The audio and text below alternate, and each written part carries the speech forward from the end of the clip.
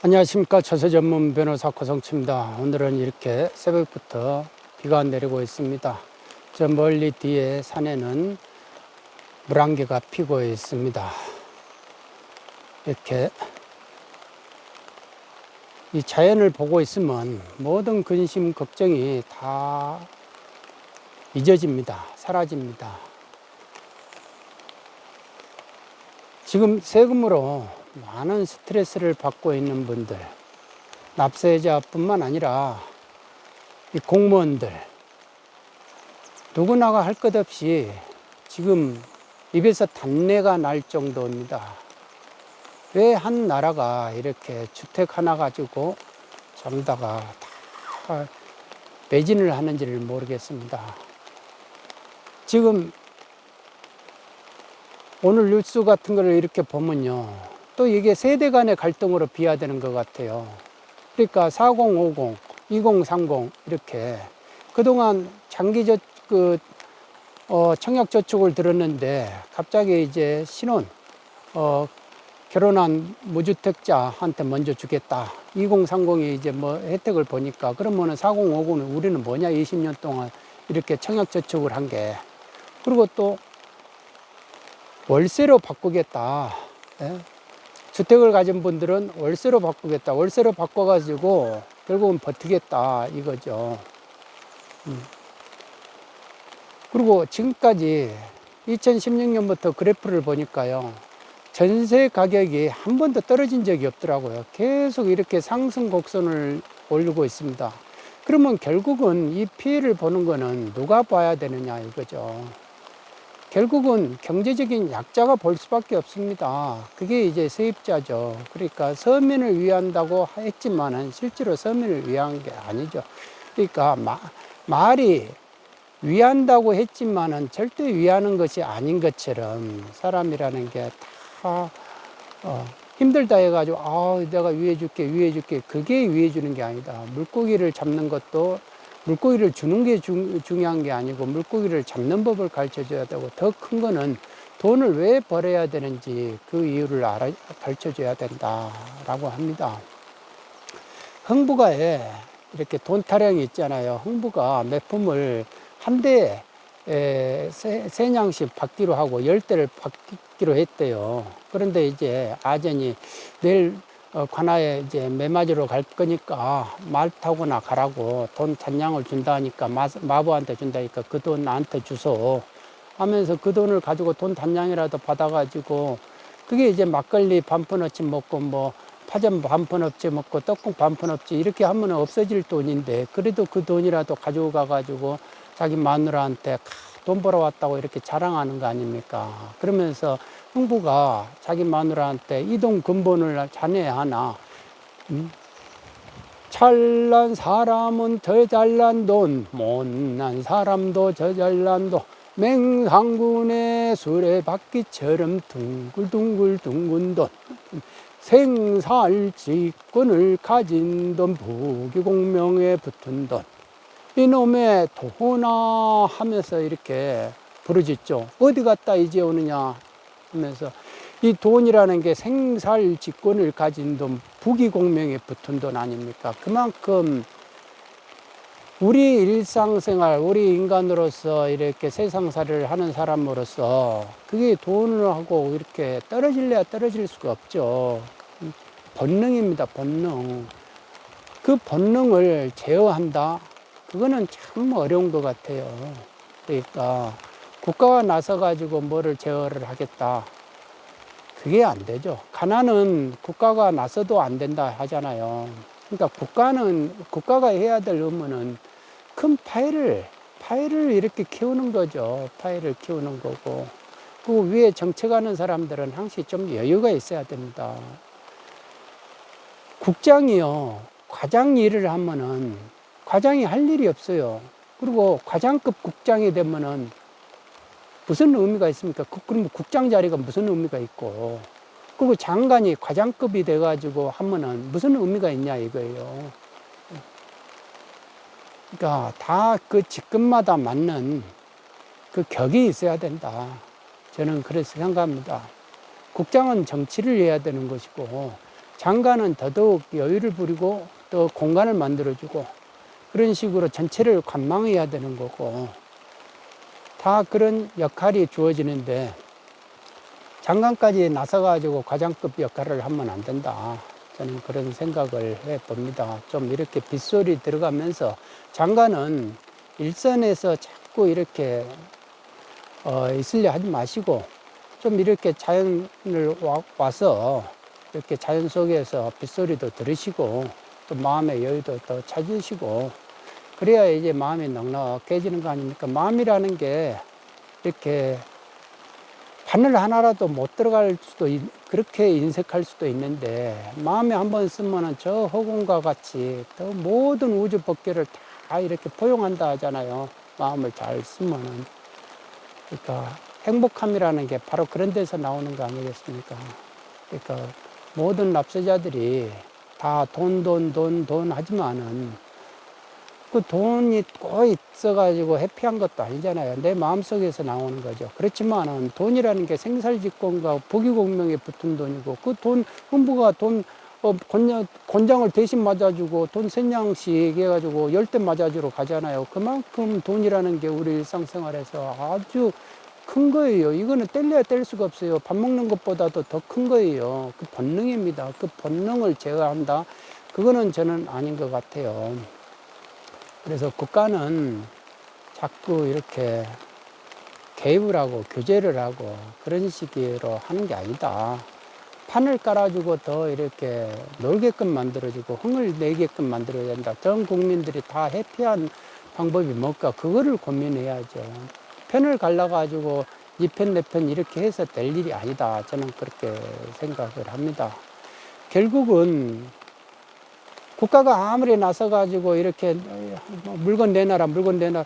그러면 그게 국가가 진짜로 이 정부가 진심이라면은 거래세를, 거래를 띄워주면 되잖아요. 매물 내놓게 양도를 띄워주면 되죠. 그러니까 양도세를 그렇게 높여가지고 울타리 꽉 쳐놓고 나오지 마라 해놓고는 나서는 막 왜 안 내놓냐고 이렇게 막 때리면은 그거는 진짜 모순이죠. 제가 볼 때는 진짜 그거는 진심이 아닌 것 같아요. 진짜 그 매물이 나와야만이 부동산 가격이 안정된다면 매물이 나오도록 해야 되죠. 그러면 매물이 나오도록 어떻게 해야 됩니까? 그러면 당연히 양도세 놔두면은 사람들이 내놓죠. 그걸 왜 모릅니까? 정책하는 분들 분명히 알면서도 왜 그거를 그 양도세를 높여가지고 울타리를 높이는데 그 집착을 하는지. 그거는 뭔가 다른 의도가 있다는 거 아니겠습니까?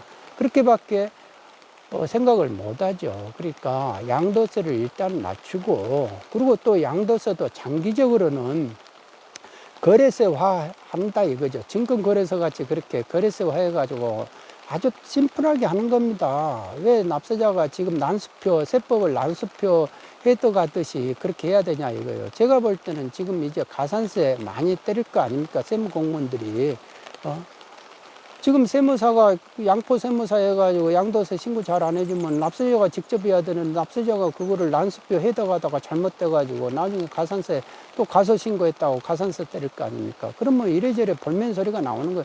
아니 내가 세금 내려고 했지 내가 세금 안 내려고 했느냐. 그런데 무슨 이런 소리가 있느냐 하면서 또 볼멘 소리 나오는 거예요. 네. 그리고 가산세도 그러면은 모두 신고했을 때 그때 때리지 왜 2, 3년 뒤에 때리냐 또 이렇게 묵혀가지고 왜 때리냐 라는 식으로 그런 현장에서 그런 소리가 나오는 거예요. 그러면 세무공무원도 괴로운 거예요. 세무공무원도 뭐 솔직히 말해서 그 세무공무원 한다 해가지고 왕후장상에 치가 있어가지고 세무공무원도 한 것도 아니고 그냥 다 먹고 살기 위해서 직업으로 하는 것 뿐인데 그게 무슨 자괴감이 들죠. 그럴 때마다 세무공무원들도 그러니까 힘든다. 납세자도 힘들고 세무공무원도 힘들고 결국은 아무리 국가가 이렇게 나서가지고 뭐를 해도 그 주택을 그런 식으로 양도세 높여가지고 팔지 못하게끔 해놨는데 그런다 해가지고 막 때린다 해가지고 그게 본능이 이 돈을 좋아하는 이 본능이 어디로 가겠냐 이거예요. 결국은 내 자식한테 가는 거죠. 돈을 버는 것이 다 내 자식한테 가기 위해서 버는 거 아니겠습니까? 일반 모든 사람들이 다 그래요. 현자들은 그게 다 돈이 필요 없다, 피곤한 것이다 해가지고 저 바닷물에다 빠뜨리지만 그런 분들이 몇 분이나 되겠냐 이거. 그리고 그런 사람들만 있으면 경제가 돌아가겠냐, 동력이. 안 그렇습니까? 다 이런 산속에 들어와 가지고 조용하게 살아야죠. 그러면은 소는 누가 키울 겁니까? 그러니까 모든 사람들이 다 돈 하지만은 그게 다 그거를 그런 활력이 있기 때문에 그게 경제 동력이 되는 것이죠. 결국은 증여를 합니다. 증여를 하는데 제가 볼 때는 증여를 할 때 이제 납세자들이 아셔야 될 그 부분이 바로 그거예요. 유사매매 사례가액이 꼭 필요합니다. 그러니까 취득세는 시가표준만 알면 되는데 정해져 있잖아요. 그런데 증여세는요, 정해져 있는 게 없어요. 시가를 찾아야 돼요. 시가를 찾아야 된다는 거는 뭐냐면 일단 매매 당해 재산의 매매가액이어야 되는데 이 아파트 당해재산 매매가액이라는 게 있을 수 없잖아요. 증여를 하는데. 그러니까 유사 매매 사례가액을 찾는 거예요. 매매 사례가액도 없으면 감정가액을 한다. 아니, 돈 들여가지고 감정할 사람이 누가 있습니까? 안 그러면 이제 보충적 평가 방법으로 가가지고 이제 개별 공시가격이라든지 뭐 이런 걸로 가는 거거든요. 근데 국세청은 그런 걸 싫어해요. 왜? 시가가 더 많아야 되니까. 세금을 더 많이 거두려 하니까 시가로 하려고 한단 말입니다. 그러니까 시가하고 시세하고 분명히 틀립니다. 그러니까 지금도 그런 식이에요. 우리나라가 얼마나 지금 이 세정연실이 법리가 이렇게 부족하냐 하면요. 세대하고 가구를 전혀 이렇게 구별하지를 않고 하는 거예요. 1세대 1주택 양도소득세 이렇게 말을 해야 되는데 1가구 1주택 양도소득세 이렇게 말을 한다 이거. 그런 세법의 용어는 없어요. 내가 그래서 도대체 이 용어가 어디에서 나왔는가 지방세법도 찾아보고 했지만은 없어요. 없는데 예전에 이제 판례를 이제 그 80년대 판례가 있더라고요. 그러니까 거기에서 보면은 그 토초세 예전에 위헌이 났을 때 그 토초세에 관련된 그 법에서 뭐 1가구 이렇게 표현이 나와 있더라고. 그 가구 개념이 그때 있었는가 봐요. 그런데 그 법에 그런데 이제 그때 대법원 판례도 보니까 앞에는 1세대 1주택 이렇게 말하다가 중간에는 1가구 1주택 이렇게 혼용해서 쓰더라고요. 그러니까 그때 한번 혼용해서 썼던 그분들이 지금도 나이가 드셨는데 나오셔가지고 1가구 1주택 자꾸 이렇게 하시니까 그렇게 퍼진 것 같아요. 그리고 지금 그러니까 나이 드신 분들이 나오셔가지고 현장에 나오셔가지고 자꾸 1가구 1주택 막 이렇게 하니까 세상 사람들이 다 1가구 1주택 하고 있는 거예요. 그건 아닙니다. 1세대 1주택이고 세대의 개념이 상당히 중요합니다. 세대의 중요. 그러니까 지금 이게 지방세 그러니까 그 취득세 있지 않습니까? 증여로 인한 취득세 개념을 세대로 묶어가지고 하겠다는 거 아니에요. 그 세대가 그거는 생계를 같이 하는 가족들 다 모여가지고 그 1주택 있어, 2주택 있어. 그러면은 자식들한테 1주택 주고 2주택 주고 근데 큰아들도 주고 이렇게 작은아들도 줘놨다. 증여를 해놨다. 그러면은 그거를 가지고 세대로 다 묶어가지고 그러면 배우자도 있고 그러면 4주택으로 만들어버리겠다 이게 아니에요. 그러면 4주택이면 어떻게 됩니까? 최고 세율 12% 때리겠다. 그런 식으로 때리겠다 이거예요. 그러니까 이게 징그럽죠, 진짜. 세대라는 개념이 누구를 위한 개념이냐? 국세청이나 국가를 위한 개념에 세금을 징수하는 쪽의 입장이에요. 세대를 키우면 키울수록 좋은 거예요. 왜? 비과세는 안 해줘도 되고. 1세대 4주택이니까 그러면 양도소득 때 비과세 안 해줘도 되고. 그런데 취득세는 4주택이니까 중과를 해버리고. 이런 놀부심보가 어디 있어요. 이게 완전히 이거 세금 하나 가지고 이렇게 자의적으로 하는 겁니다. 이게 이런 게 없어요. 하다못해 뒷골목 양아치들도 함부로 하지 않는다. 자기 구역에서 돈 버는 사람들한테 함부로 하지 않는다 이겁니다. 이런 식으로 넓으심부로 하는 것이 아니다. 그러니까 세대 개념이라는 게 아주 중요하다 이겁니다. 세대. 그러니까 가구 개념은 아니에요. 가구라는 개념은 어디에도 없어요. 그리고 증여를 할 때 이제 유사매매 사례가액을 찾아야 되는데 서울 같은 경우는 거의 다 아파트잖아요. 단독주택은 유사매매 사례가액 찾기 힘들어요. 그러니까 보충적 평가 방법으로 막바로 갑니다. 근데 이제 아파트 같은 경우는 유사매매 사례가액을 찾아야 돼요. 그런데 유사매매 사례가액이라는 게 뭡니까? 도대체 뭐냐, 유사의 개념이 뭐냐라고 하면 알지를 못해요. 또 실질 과세입니다라고 하는데 실질의 개념이 뭡니까? 그러면 그거를 말하는 세무 공무원들이 별로 없어요. 그러니까 뭐 알기 힘드니까 아예 경제적인 실질이다 이렇게 해버리죠. 돈의 귀속처가 찾아가지고 과세하는 것이다 이런 식으로 말을 하는 거예요. 그런 거는 옛날 전제군주 시대에나 있었던 일이에요. 그러면서 그런 거 하지 말자고 하면서 조세법률주의가 나면서 법적 실질로 바꿔졌는데, 왜? 법적 실질이라는 게 뭡니까? 사적 자치의 원칙이에요. 개인 간에 자기가 자유롭게 하는 거예요. 소비대차를 하든지 매매를 하든지 증여를 하든지 그거를 존중해 주는 겁니다. 존중해 주고 법은, 세법은 그에 따라서 쫓아가는 거예요. 소비대차 했으면 이자소득세로 가는 거고, 매매를 했으면 양도소득세를 가는 거고, 증여를 했으면 증여세를 가는 거예요. 단지 그럴 뿐입니다. 그러니까 당사자가 원하는 거를 국가가 관여할 일이 아니에요. 이래라, 이 양도를 해라, 증여하지 말고 양도를 해라. 이거는 전제군주 시대에나 있는 그런 사고 발상이다, 이거. 그러니까 이게 우리나라 세정 현실이 이게 법리에 대해서 깊은 그 성찰이 없는 거예요. 그러니까 행정, 실무, 애교, 실무, 모음집 이런 것만 하다 보니까 법리에 대해서 깊숙이 생각을 안 해봐요. 법의 개념에 대해서도 깊은 생각 안 하고, 법 하는데 나는 법대로 했다는데 그러면 법의 개념이 뭐냐? 이렇게 물어보면 또 한 말 못 할 거 아닙니까? 법이라는 건 삼수에 갈 거다 이거예요. 물이 흘러가잖아요. 이렇게 지금 물이 흘러가잖아요. 물이 흘러가는 거는 그 위에서 낮은 데로 흘러가잖아요. 그게 순리지 않습니까? 순리가 뭡니까? 세상의 이치죠. 세상의 이치가 뭡니까? 다 이렇게 성인들이 말씀하는 거 사랑과 자비 이런 거 아닙니까? 그러면 사랑과 자비를 한마디로 말하면 뭡니까? 배려죠. 배려가 뭡니까? 그리고 따뜻한 기운이잖아요. 차가운 기운이 아니죠. 따뜻한 건 사람도 따뜻한 물을 먹어야 이렇게 몸이 보호되듯이 찬 거 먹으면 탈나잖아요. 마찬가지예요. 그러니까 자꾸 차가운 말을 하게 되고 차가운 냉소적인 말을 하면 그게 얼마나 냉소적이고 차가운 말입니까? 그렇게 되면은 탈나죠.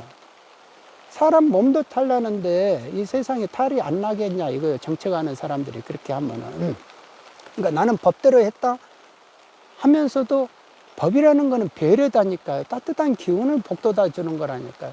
그런데도 냉소적으로 하면서 막 안 하면 내가 가만히 안 놔둔다. 뭐 이런 식으로 하는데 그게 어떻게 법대로 하는 거냐. 그러니까 법을 모르는 사람들이 자꾸 법을 안다고 자꾸 이렇게 법을 집행한다고 정책을 한다고 이런 소리를 하니까 이게 뭔가가 이상한 거예요. 스텝이 꼬이고. 그러니까 모르는 사람이 자꾸 아는 척 한다 이거예요. 예? 진지한 고민도 안 해보고 체득도 안 해보고 그러니까 머릿속으로만 뭐를 다 성인의 말씀을 다 외워가지고 종달새 앵무새처럼 그렇게 말을 하는 것이 그게 나오고 그러면 행동해보라 하면 행동이 되냐 이거죠. 체득이 안 됐는데. 그러니까 그런 걸 보고 아르마르라고 한다잖아요. 머릿속으로 하면 모든 건 모르는 게 어디 있어요. 근데 막상 해보라면 못하는 거죠. 마찬가지입니다. 그러니까 법이라는 게 그만큼 많은 철학이 담겨 있어요. 인생이 담겨 있고 이치가 담겨 있고 그래서 인생을 그래서 깊이 생각을 해보고 자기가 그만한 또 기도도 해보고 다 그래야 되는 거 아니겠습니까? 그러니까 머릿속으로만 아무리 똑똑하다 해가지고 그러면 그게 똑똑한 사람이면 다 성인 되지 않잖아요. 그러니까 마찬가지로 법의 개념이 들어가야 된다. 법의 실질 따뜻함이 들어가야 된다 이거예요. 그러니까 유사매매 사례가액을 찾을 때 내 옆집에서 내 집이 나는 이렇게 공시가격이 10억인 줄 알았어요. 그럴 때 옆에서 자꾸 시세 말해가지고 15억에 팔았다 이거예요. 그러면은 옆집은 15억에 팔아놨지만 저쪽 가령 이제 3,000세대가 있고 4,000세대가 있고 헬리오시티가 지금 9,000세대가 있는 데에서 해보십시오. 그러면 32평짜리가 10억이다 이거예요. 공시가격이 10억이면은 다른 집에 저쪽 어떤 세대에서 30평짜리 세대가 한 1,000세대가 된다 이거예요. 그러면 1,000세대 중에서 6개월 동안에 증여 시점으로부터 이제 전후 3개월 있으니까 6개월 동안에 한 100세대가 한 50세대가 팔았다. 그러면 그 50세대가 판 가격을 내가 어떻게 하냐. 누구는 15억에 팔았을 거고 누구는 16억에 팔았다.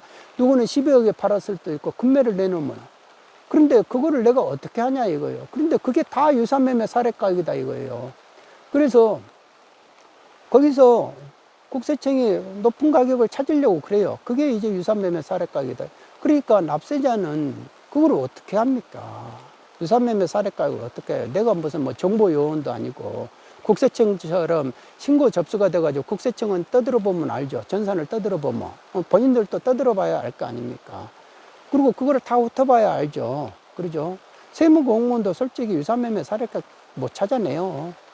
제가 직접 불복을 해보니까 조사 공무원이 하는 거하고 불복 담당자하고 다 틀리더라고요. 그러니까 그만큼 어려운 걸 제가 그래서 그랬어요. 아니, 세무공무원, 조사 공무원도 못 찾아내는 걸 납세자 보고 그걸 어떻게 요구하느냐. 예? 다행히 이제 그거는 평가의 차이이기 때문에 가산세는 매기지는 않아요. 그렇지만은 세금은 더 내라고 그래요. 본세는 증여세 더 내라고 그럽니다. 그러니까 진짜 피곤한 거예요. 유산매매 사례가액이 언제 나왔냐면요. 노무현 정권 때 나왔어요. 그러니까 항시 시가를 찾아서 그러니까 뭐 노무현 정부나 문재인 정부는 항시 좋아하는 게 시가예요. 시가. 공시가격 높이고 자꾸 근데 그 시가라는 것이 그렇게 찾기가 힘든데 그거를 자꾸 공시가격 높이는 그 기준을 시세라고 표현을 해요. 또 시세하고 시가하고 전혀 틀려요. 시가 시세라는 거는요 법률 용어도 아니에요. 세법에 존재하지도 않은 용어예요. 그러니까 시가라고 표현을 해야 되는, 그러니까 그 시가를 어떻게 찾을 거니까. 그래서 세법에 정해져 있는 거예요. 그 시가 찾는 게 세법에서 상당히 중요한 겁니다. 그래서 규정이 많이 있어요. 그러니까 그 법에 없는 규정을 할 수가 없는 겁니다. 그런데 시세를 어디서 찾아요? 법에도 없는 거를. 그러면 그 기준이 뭐냐? 그러니까 정책하는 사람들이 자꾸 시세를 가지고 말을 하는 거예요. 시가를 가지고 말을 해야지. 시가를 가지고. 그러니까 그런 것 보면 참 답답하기 그지없죠. 그지없습니다. 그러니까 기본 3법을 공부 안 한 사람들이 세법을 다루는 그게 이제 그러다 보니까 법을 너무 쉽게 봐요. 법을 너무 쉽게 보고 법률 관계, 이런 조세 법률 관계를 너무 쉽게 보고 그 개념을, 법률 관계가 뭡니까? 그러면 왜 국가는 세금을 거둘 권리가 있는 거예요? 그렇게 물어보면은 국가니까 이렇게 말을 하죠. 아니죠. 그거를 법률 용어로 표현을 해야죠. 조세 법률 관계니까 그러는 거예요. 그럼 법률 관계가 뭐냐? 권리 의무 관계예요. 내가 그러면 왜 국가는 권리가 생기고 내가 왜 의무가 생기느냐? 그거를 잘 생각을 해봐야 됩니다. 그러니까 납세자한테 의무를 부담하려면 국가는 그만큼, 국가도 의무를 줘야 되는 거예요. 대가를 가지고 가는 거 아니에요. 치안이나 국방이나 경제나 이런 거에 대한 뭔가 역할을 해줬으니까 그 역할을 해야 된다 이거. 국가가 그 의무를 지지 않고 자꾸 이렇게 의무만을 강요하면은 볼멘 소리가 나올 수밖에 없다. 저는 그렇게 생각합니다. 그러니까 그 유사매매 사례가액이요, 납세자가 찾기가 힘들다. 국토부 실거래가 시스템, 그걸로 어떻게 찾습니까? 못 찾아요. 네? 그러니까 이런 부분에 대해서 불복을 해보고 불복에 대해서 전문적으로 이렇게 해본 사람들이나 환장할 일이지, 일반 납세자들 모르죠. 일반 세무사들 불복 안 한 사람들은 그걸 잘 몰라요. 그러니까 국세기본법도 힘들어하는 세무사들이 의외로 많습니다.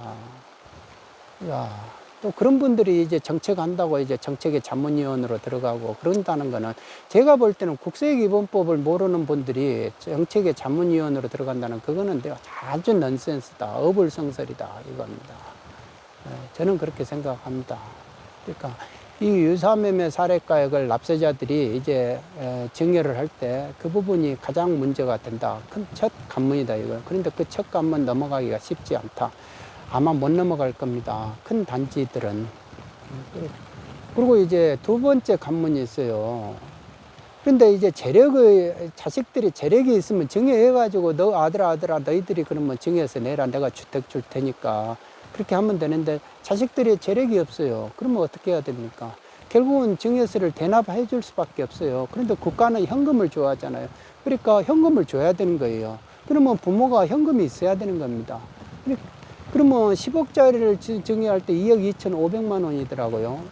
그런데 그거를 이제 2억 2,500만 원을 대납을 해줘야 되잖아요. 그러면 이제 한꺼번에 그까지 이제 증여한다 해가지고 세금까지 증여하겠다 하면은 그게 이제 한 3억 1천만 원 정도 나오더라고요. 그러니까 10억짜리 주택 줄 때 3억 1천만 원을 이제 준비해야 돼요, 부모는. 그렇게 해서 이제 대납을 해야 된다. 근데 그거를 감수하고서라도 이제 해야 되는, 하고 싶다 그러면 하는 거죠. 그러니까 그만큼 증여세 대납할 능력이 있으면 하는 거죠. 그런데 증여세 대납할 능력이 없으면 어떻게 됩니까? 할 수 없이 다른 방법을 택해야죠. 다른 방법을. 그러니까 그러면 이제 부담부 증여라도 하든지 해야 되는 거죠. 그런데 이제 제가 부담부 증여는 이제 일단 그 부분이 중요하다. 사후 관리가 들어가니까 항시 부채를 아들 자식들이 이제 그거를 인수를 했다. 그러면 나중에 그걸 갚아야 되잖아. 전세보증금을 이제 줘야 될 때 줘야 되고, 대출을 갚아야 될 때 갚아야 되고, 변제기 때. 그때는 이제 자기 돈으로 갚아야 되는 거예요, 자식들. 그러니까 자식들의 자기 돈으로 갚아야 된다. 그러니까 이제 고등학생이나 대학생들이나 이런 사람들이 증여를 받으면은 그 갚을 능력이 없잖아요. 몇 년이 지나도 없잖아요. 그러니까 그런 경우는 부담부 증여가 상당히 좀 생각을 해봐야 된다 이겁니다. 생각을 해보셔야 된다. 나중에 사후관리에 들어가가지고 자식이 재력이 없는 사람이 변제를 했다 그러면 결국은 아버지까지 들어오잖아요. 부모까지 들어가지고 이 돈 출처가 어딨냐 뭐 이런 식으로 할 거 아닙니까. 그러니까 국세청은 그렇게 하고도 남을 겁니다. 자금 출처 조사라는 것이. 제가 자꾸 지금 말하고 있는 것도 자금 출처 조사 그런 식으로 하면 안 된다. 특정 재산에 있어서 뭔가를 가지고 재단 능력, 취득 능력이 없을 때 증여세법, 그러니까 우리 상정법의 증여 추정 요건에 정확히 맞아야 되는 거예요. 법률 요건 사실이 있으면은 그게 전부 다가 요건이 충족이 돼야 그 법률 관계가 생긴다 이겁니다. 증여세를 과세할 권리가 생기고 증여세를 납부할 의무가 생긴 거예요. 그러니까 그 법률 요건 충족을 잘 따져봐야 된다라는 겁니다. 그러니까 결국은 이제 돈이라는 게 남한테 안 가죠. 그러니까 내 자식한테 가잖아요. 흥부가 그 몇 푼 팔아가지고 자기 자식 먹이려고 그런 거죠. 돈 30냥 가지고. 그래도 그 돈 반냥이라도 먼저 받아가지고 가지고 오니까 얼마나 즐거워가지고 그렇게 아내한테 자랑하고 그러잖아요. 그러니까 이런 돈의 본능, 돈의 속성 이런 것들을 돈의 근원, 이 돈의 근본 이런 거를 흥부가 아내한테 자네 이 돈의 근본을 아는가 할 때 그 말 생살직군을 가진 돈 보계공명에 붙은 돈 이거를 이 정책하는 사람들도 이 돈의 근본을 좀 깊은 이해를 해 주셨으면 한다 그런 생각을 듭니다. 이 비 오는 날 새벽에 모두 정책하는 분들이나 이렇게 납세자분들 모두가 이 세금 스트레스가 이 비로 쫙 쉽게 나갔으면 하는 마음에서 말씀을 드렸습니다. 여기까지 하겠습니다. 이 영상이 도움이 되시면 좋아요, 라이크, 구독 눌러주시기 바랍니다. 여러분 모두 건강하십시오. 행복하시기 바랍니다.